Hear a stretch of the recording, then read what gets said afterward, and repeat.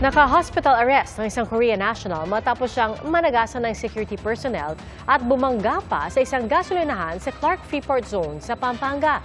Aalamin ko na sa impluwensya ng alak o droga ang driver na hubot-hubad daw ng matagpuan. Saksi, si John Consulta.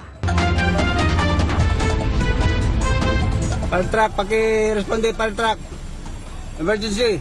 Nagliyab ang gas pump na yan sa isang gasolinahan sa Clark Freeport Zone kahapon ng umaga. Dito humantong ang maaksyong paghabol sa isang SUV na sinita ng ilang security personnel. Bago pa ang tagpong yan, hinaharang na ng mga gwardya ang SUV sa tapat ng isang hotel sa Clark Freeport Zone. Ang isang nakamotorsiklong nagpapahinto sa kanya, bigla nitong sinagasaan. Nagmaniobra ang SUV, nag-counterflow sa driveway ng hotel, saka humarurot palayo. Hinabol siya hanggang sa ma-corner sa isang gasolinahan. Sinasabihan ng driver na lumabas ang sasakyan, pero sa halip na sumuko, inararo nito ang kaharap na gas pump. Ay, ako. Mas tumaas pa ang tensyon nang magliyab na ang tumumbang gas pump. Responde rito ang mga bombero. Viral sa social media ang mga video na ito. Ang driver ng SUV dinala sa isang medical facility para gamutin matapos magtamo ng second-degree burn. Ayon sa Clark Development Authority, 41 years old na Korean national ang driver. Nagtatrabaho raw siya sa isang casino sa Clark at nakalive noon pang October 19.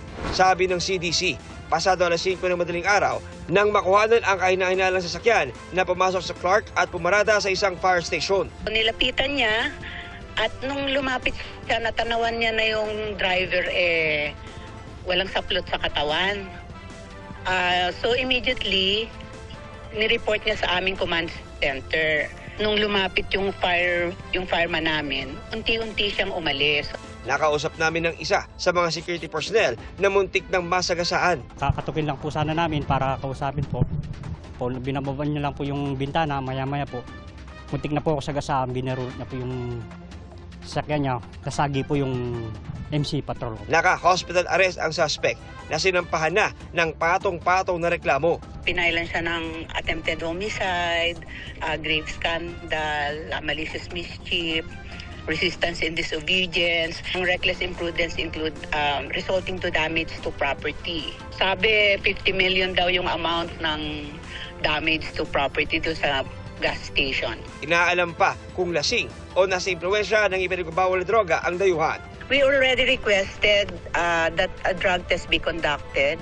Bakit siya nakahubad? Yan yung patuloy pa nating inaalam. Sinusubukan pa namin makuna ng pahayag ang suspect na kasalukuyang nagpapagaling sa ospital.